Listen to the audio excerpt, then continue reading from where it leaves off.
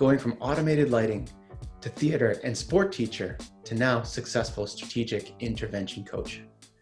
Travia Steward shares with us today the power of belief and how she uses it to overcome her breast cancer. She uses the same techniques to take her students to state champions and wins against a whole lot of other people. You don't have to wait for the future to come. You can live and role play as your ideal selves now. So I hope you enjoy this video and learn lots, just like I did. Travia, so excited to have you with us. Oh my God, theater, everything, high energy. I love it. Thank you for joining me on the show today. How are you doing? I'm doing really well, Alex. Thank you so much for having me. You know, like a lot of people are, like I have a lot of friends who are introverts.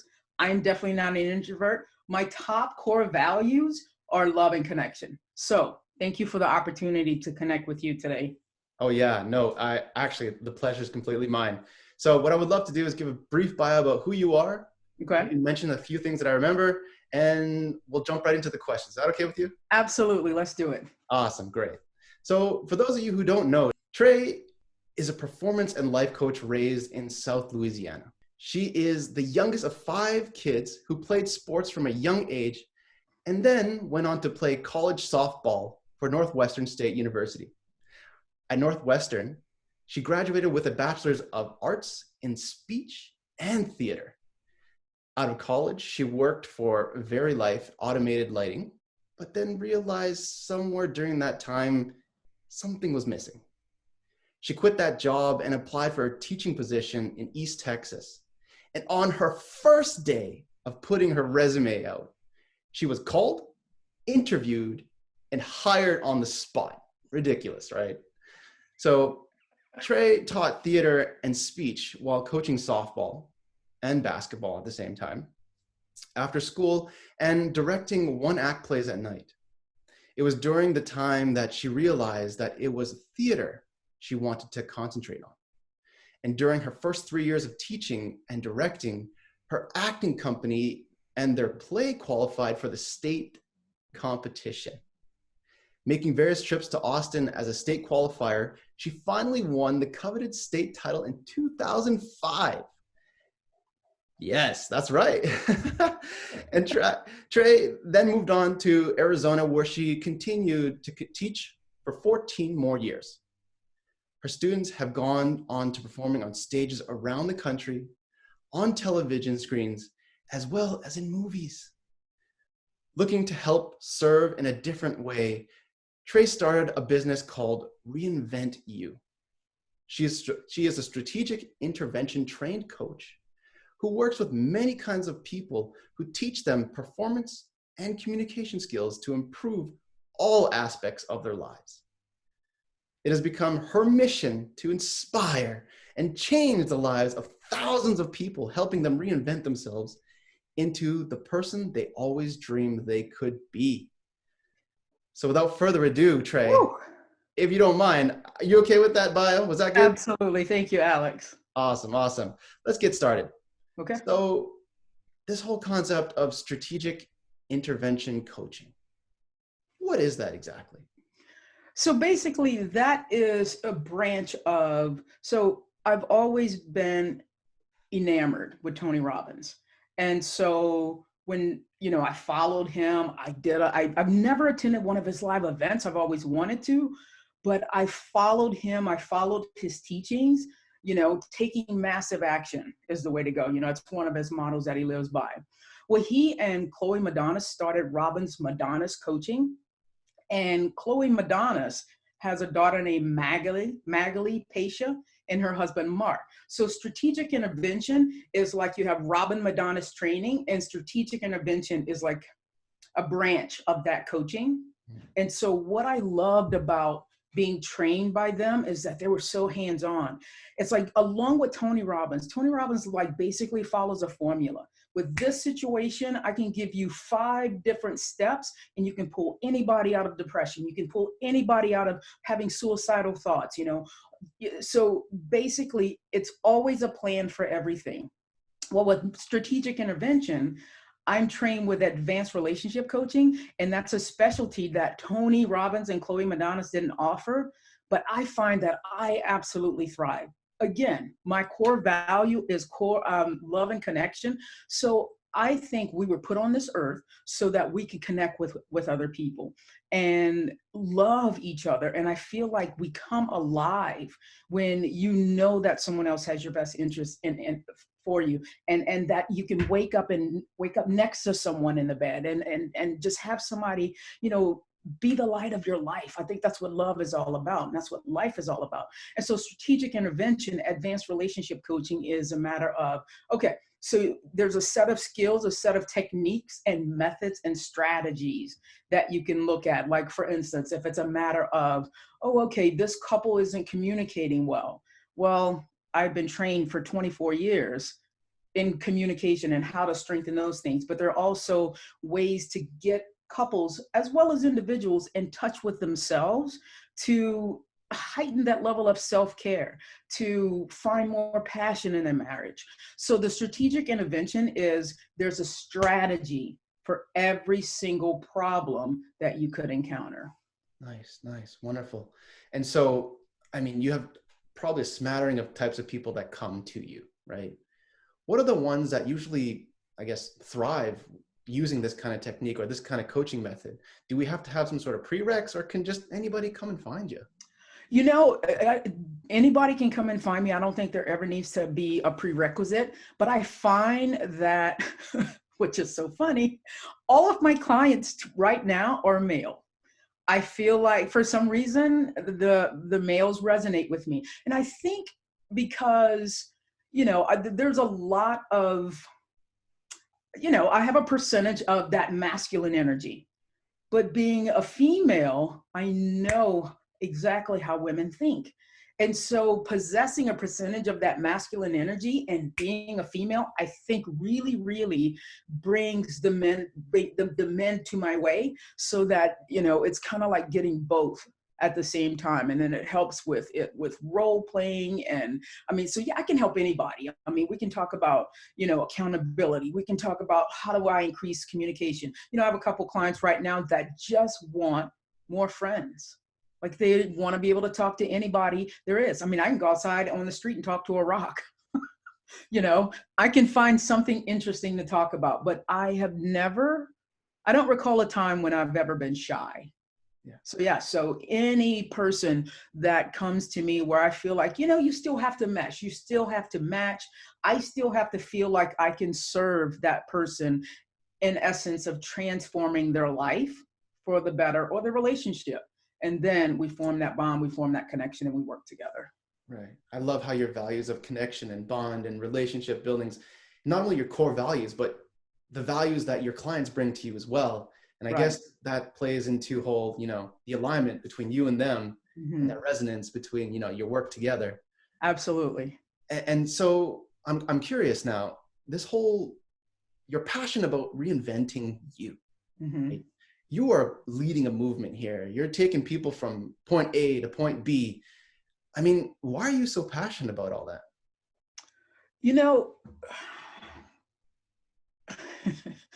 So in 2017, my mom passed away. And it started with, I've always been a very, very curious child.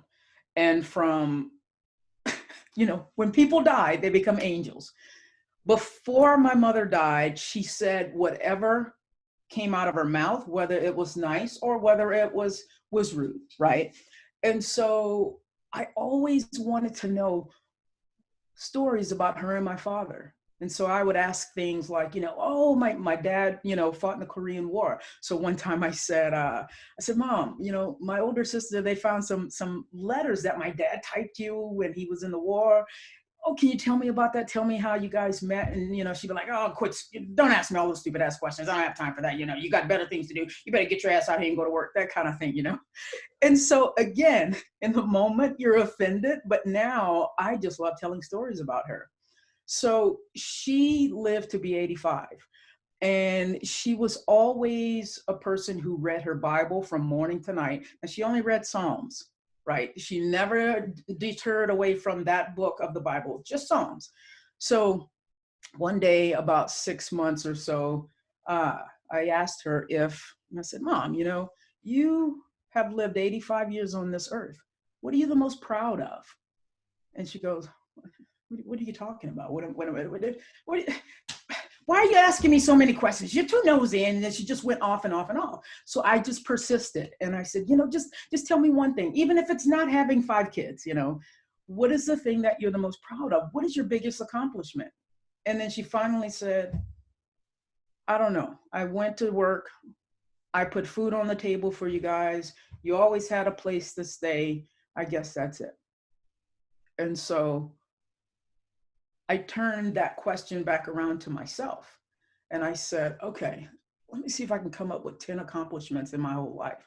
And I came up with like 6 that I was really, really proud of. I mean, graduating from college, those types of things. But it was in that moment that I realized that I just was living a very, very average life. I wasn't pushing myself. I was no longer as passionate about getting up and going to work as I had been in the past. And I realized that, my mom always wanted better, but she didn't know how to get better. All she knew was, you're a product of your environment. You're a product of the people you spend the most time with. All she knew was she needed to go to work. She needed to put food on the table. She needed to care for her family. But I, in that moment, knew that I needed to do more because I didn't want to go to, I will be blessed and lucky, to live 85 years. Actually, I'm going for 100. Yeah. But if I can look back on my life and go, oh my God, it's not about just the accomplishments, but it's about, I've been a teacher for 24 years. I feel like I've impacted lives. I feel like my work is done there.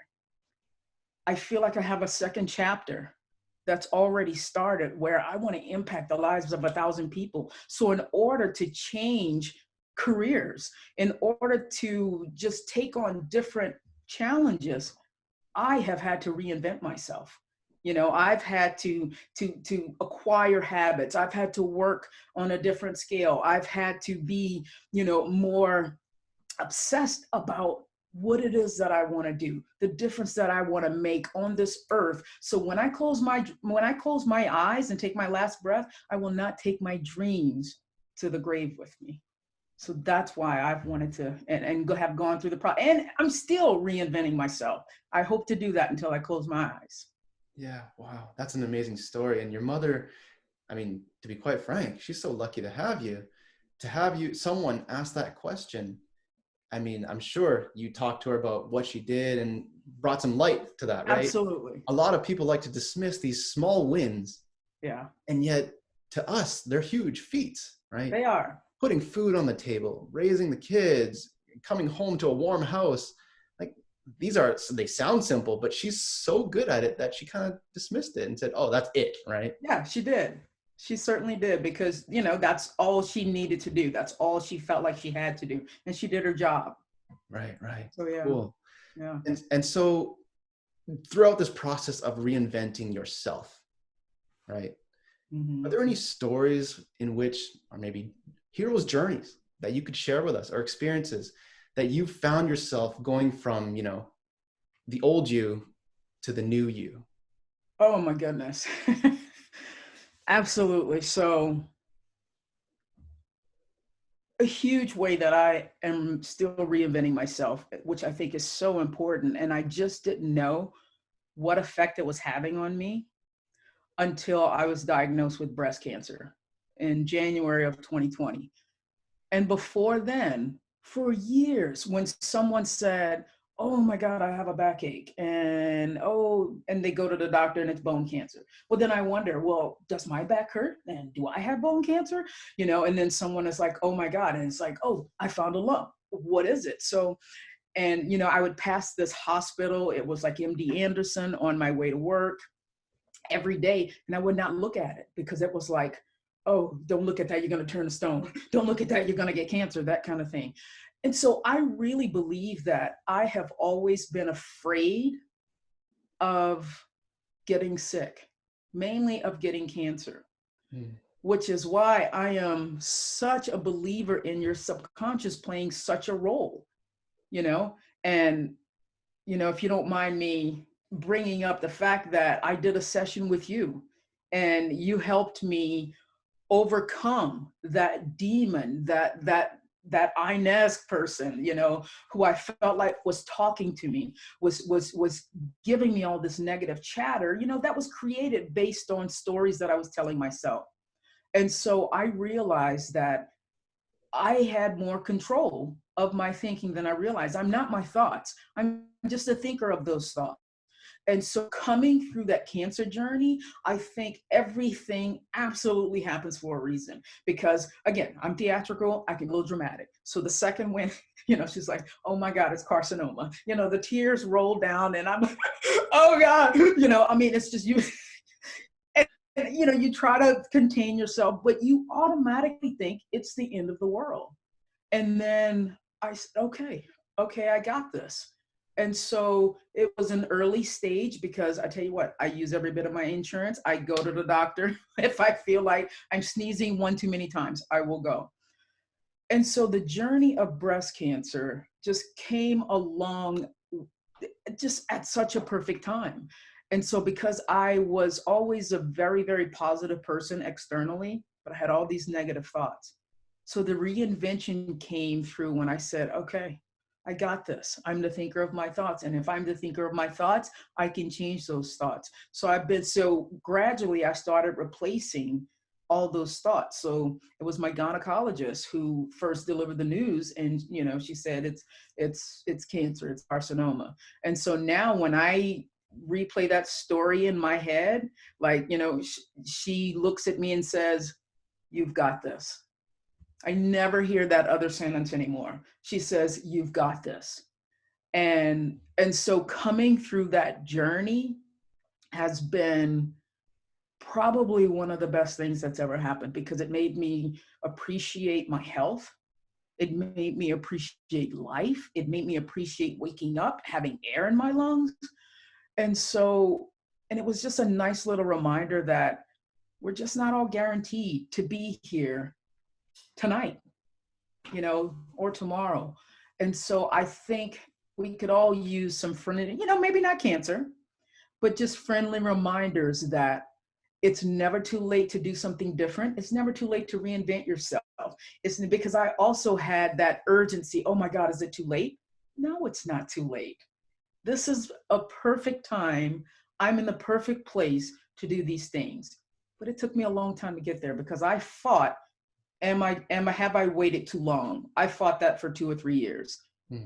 So yeah, so it definitely overcame that struggle. That I would say that is my hero's journey, and I am cancer free. And yeah, so I'm ready to just kick all the doors down when they open the doors open again after COVID-19. So fantastic. No, thank you so much for getting vulnerable with us. And I know for many that's not easy. And for those of you who are listening, I hope you take away a message from Trey, learn from her stories, because I know I have, to really slow down and appreciate the things we have is so important.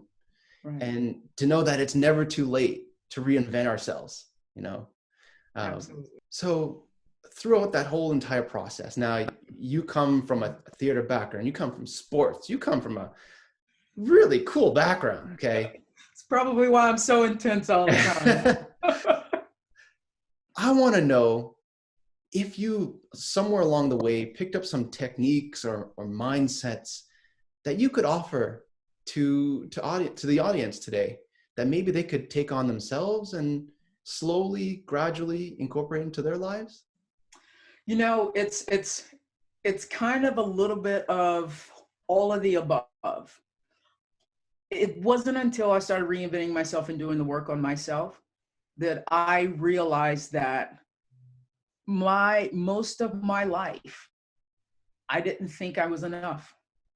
Even though I was decent in sports, I played college softball, I still always thought, if there were 15 people on the softball team, 12 of them were better than me. Even though I was the fastest on the team, still, that wasn't good enough. And so for a very, very long time, I would think, okay, what is this? And so there were times in my life where I kind of was stuck in that pattern. And it wasn't until I became, honestly, a theater director. And then I realized that I found something that I absolutely loved.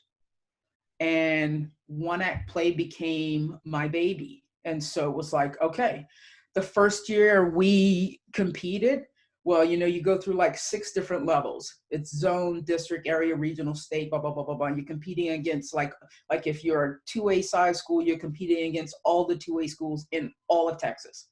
So the first year we didn't advance. We lost the first performance. And so what I learned was, okay, success leaves clues. So every single year there was the state competition, which was down in Austin, Texas. So I said, okay, if I want to be with the best, then I have to see what the best are doing. And so the next year I went and watched the state plays. The next year we got to regionals and we were alternate to state. And I said, next year we're at state. Year number 3, we were at state competing. And so the point was, I started telling myself that this is what's happening. We're going to state, And so I started believing in my gifts and my talents and my kids, and I started motivating them to the point to where they felt like we were a 2A school, we can go be 6A schools. I mean, we really thought that much of ourselves and our performances. And that's something that I wish I had as a child, as a college athlete, as a high school athlete. And so, so I would say that was definitely when my mindset started picking up and it started improving for the better. And then after that, it was like, okay, I still had these negative thoughts about, oh, what if, so-and-so is saying something. But I developed such a level of confidence in my ability to figure things out. Right. And so that's helped. And so it goes to, and I love that sign behind you. For those who are listening on podcast, Trey has this huge sign behind her right now that says believe, right? And it sounds to me, there's so many clues in your successes where that power of belief came to play, right? Absolutely. You believed in yourself, you believed in your students, you believed in your school, right? Yep. And wow, you've gone on to do some amazing stuff. And so does purpose or posture or anything like that have to do with anything? Because I know for me, I look at physiology, I look at the purpose and big whys of why anybody does anything to really pull them towards their goal, right? Mm-hmm.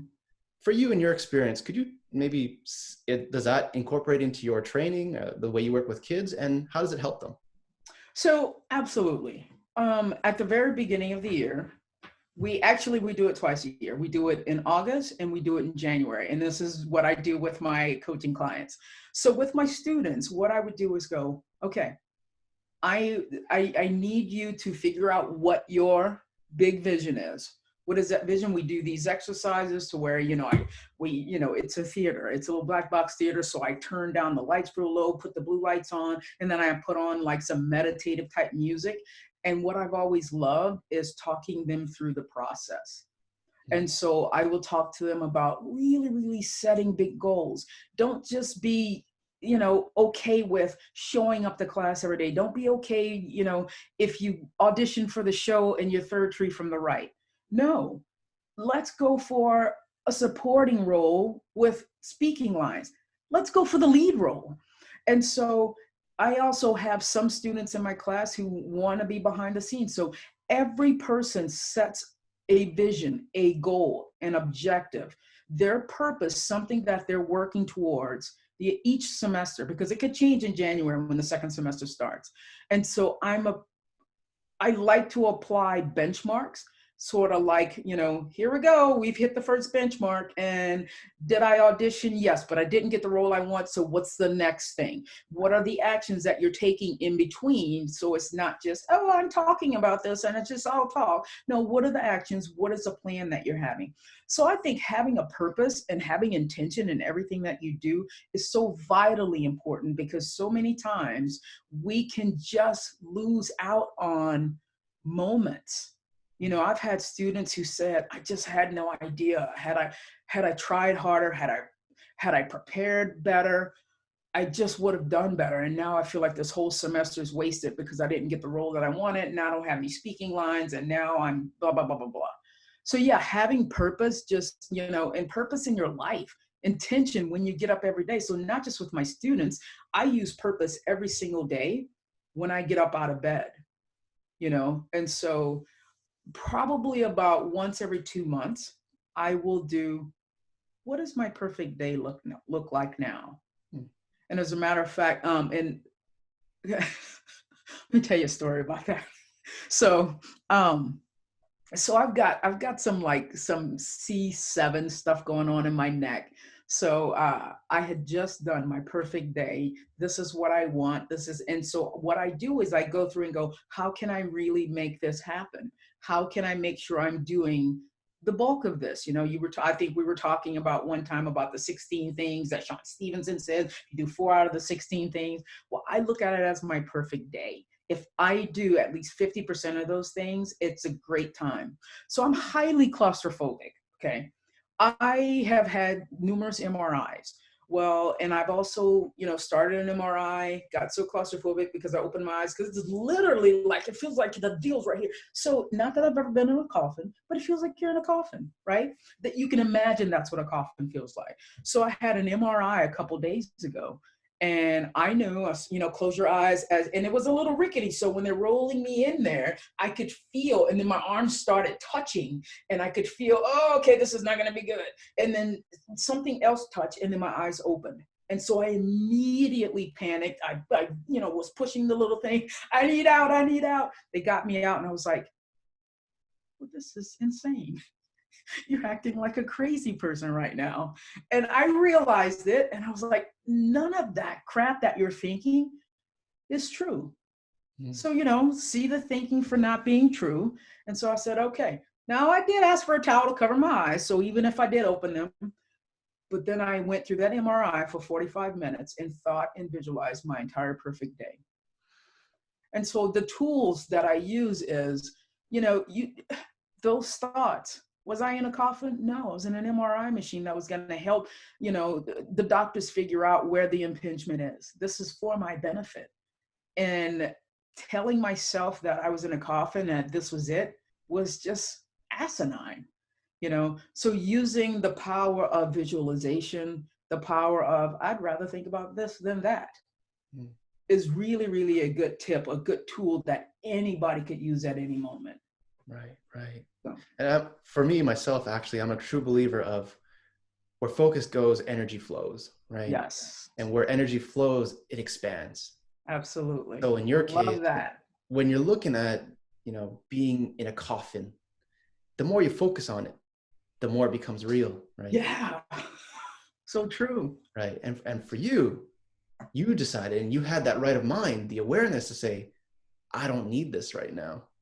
I can drop it. That's awesome. Absolutely. Yeah. Awesome. So, and then I got out of there and just felt like I had won. Yeah. I won. So yeah. I thought it was also really interesting how you were able to shift your mind to reframe it. Mm-hmm. To think that whatever was going on in that moment was for you, not against you. Right. Absolutely. Cool. Well, thank you for that. I'm sure whoever's listening, they'll be able to use that either tomorrow.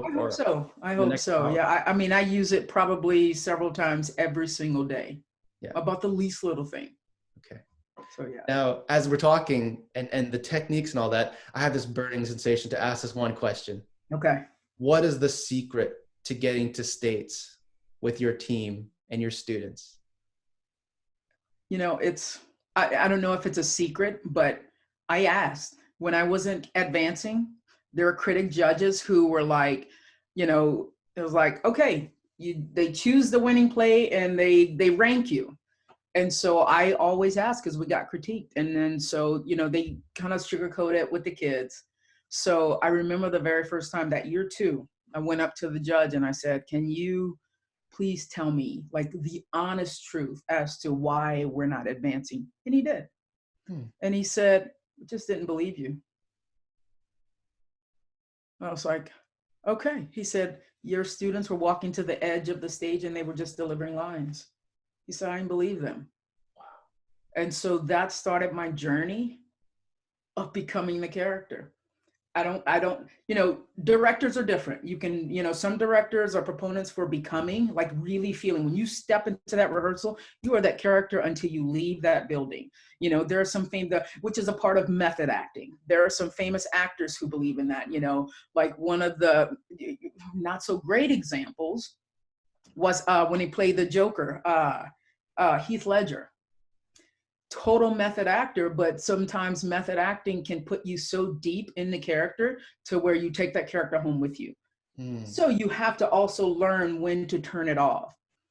But I believe that with the right balance, becoming the character was just much more believable, which actually is such a huge component in my coaching, is because I just found them to be so much more believable when they took on those characteristics. So when rehearsal started, I would say, okay, everybody take 5 minutes, you know, do your visualization, do your meditation, whatever it is, get in a character. And in 5 minutes, we are like, if the town was, you know, in Ireland, we're all in Ireland. And even I would be, you know, if we had accents, I would have an accent. And so I would walk through them during their warm-ups and I would talk to them as a townsperson, you know, but something that kept them in character. And so that is one of the things that I use with my coaching, because I love to role play. And because I get to know my clients on such a deep level, especially with relationship coaching, I've learned so much about their partner who is not one of my clients, but I've learned so much about them to where I pretty much know how they would respond to things based on what my client says. And so I take on the role, the characteristics and the personas of, and then and then we role play. Okay, what if this happens? What if that happens? And then say, okay, when we start, we keep going. It doesn't matter what I say to you. You have to keep going until I say stop. When we say stop, only then can you not be in character. And so those are one of the different examples of, okay, because I responded that way, I'm not really, I want someone to treat me as if my conversation is significant, but I'm not listening to them either. I have preconceived notions during this conversation because I'm bringing in what happened yesterday into the conversation today that has nothing to do with it. And so having that purpose and having that intention as far as this is what we're working on, we're in character, and this is the person who I want to show up as, is a huge proponent of coaching and my directing. I love that. And I think it was actually Rich Littman who says something along the lines of, a goal is somewhere to come from, not go towards, right? Yeah, because you want to believe that you already are that person. Right. So true. And so another question comes to mind is that when you're doing a play or when you're doing an act, right, you have a script. You know exactly who's going to say what, who's going to do when, who's going to wear what, you know, what scene's going to look like. How does that translate into real life?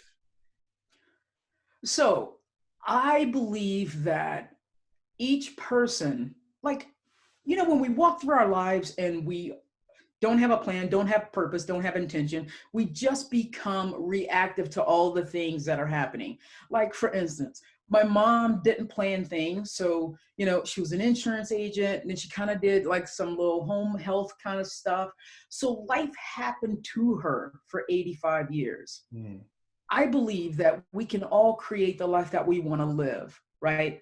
So just like you have a full-length play, a movie, a script, a novel, whatever it is, people, when you get a clue as to, this is what my life could be.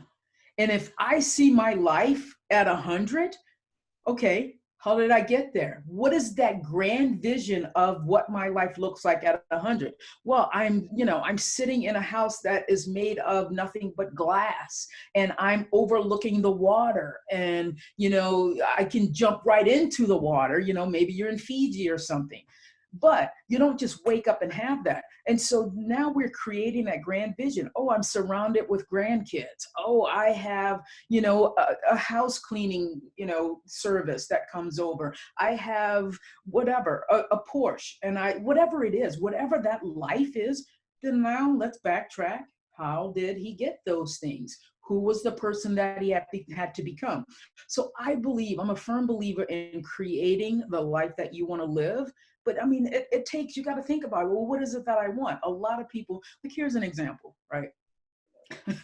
At the very beginning of the school year, I would ask the kids, what is it that you want to be? And most of them would say an actor or performer, but some of them would be like, I don't know. I don't know, miss, And so I was like, okay, how much money do you want to make? And be like, oh, I want to make $1 million. And I was like, is that in your lifetime or in a year? Oh, in a year. And so I would say, okay, what's the job? Oh, no. And then some of them would think of something like a doctor. And so then, of course, I would say, okay, or the grades you're making today, will they set you up to get into anybody's medical school, much less college, much like whatever? No. And so I just believe in creating your own life so that you can, there's some people who want to own their own business. There's some people who want to be able to make enough money to where they can afford to travel whenever they want to. I believe that's creating the life that you want to live. Some people just want to be able to take care of their family. I would have loved to have bought my mom like a house, had I had a plan earlier than today, but absolutely, just, we are all in control every single day. And every single day, we can wake up and change something. We can change something about the rest of our life. We can change something about the path that we're moving down towards, and just be intentional. And the grand, when you look back at it, how much time was actually wasted? How much time, if you're wasting 3 hours just on social media, or just going, I don't feel like doing anything, I just want to watch television. Now, nothing's wrong with resting, but if you go back and you add all that time up over 10 years, over 50 years, and just think how much further you could have been along if you just had a plan, purpose, and if you were just intentionally creating the life that you want to live. And so that's why, yeah, I love that. That's a place to come from. Nice. Absolutely. That sounds fantastic. And I love how you're living it for yourself, and you preach it while you coach as well. Absolutely. So speaking of coaching, this all sounds fantastic, Trey. I mean, for the viewers and for the listeners, how do they get a hold of you, and what do they need to do to work with you? I am on Facebook. I'm on Instagram, Travia Steward Coach on Instagram, just Travia Steward on Facebook. I have a website, traviasteward.com. I think if you just Google me, it will come up. My website, because of course we all Google ourselves now. But yeah, just Google, contact me. There's a contact form right on my website. Yeah, I mean, I think it's very easy to get in touch with me. Send me a message on Instagram, DM me, PM me, whatever it is. But I'm excited about this chapter in my life. I'm excited. Nothing has been more rewarding than the growth that I'm experiencing in myself, and the growth that I'm seeing in the clients that I'm working with. And so just having that opportunity to continue to transform lives. I mean, I have a goal, by the time I'm 100, I want to have transformed or helped 1,000 people. And so that's big. That's big. So yeah, but it would be silly and it would be average for me to sit here and go, I want to help 12 people. Yeah. No, I want to help 1,000. So that's my goal. Dream big, live big. I love it. Big. Absolutely. Well, I want to take this opportunity to say thank you again for joining me on the show. your knowledge and your wisdom and the techniques, oh my God, that you've shared with us today. I'm going to take them with me as I get off this call with you here. And I wish you a great day and the best with all the people, the 1,000 people that are going to be touched by Who is Trey. Thank you so much, Alex. And it's been a real privilege to be here with you. And I appreciate the opportunity to be on your Connect the Dots, baby. Thanks, Trey. All right. You have a good one. Okay. Thank you. Bye. Bye-bye.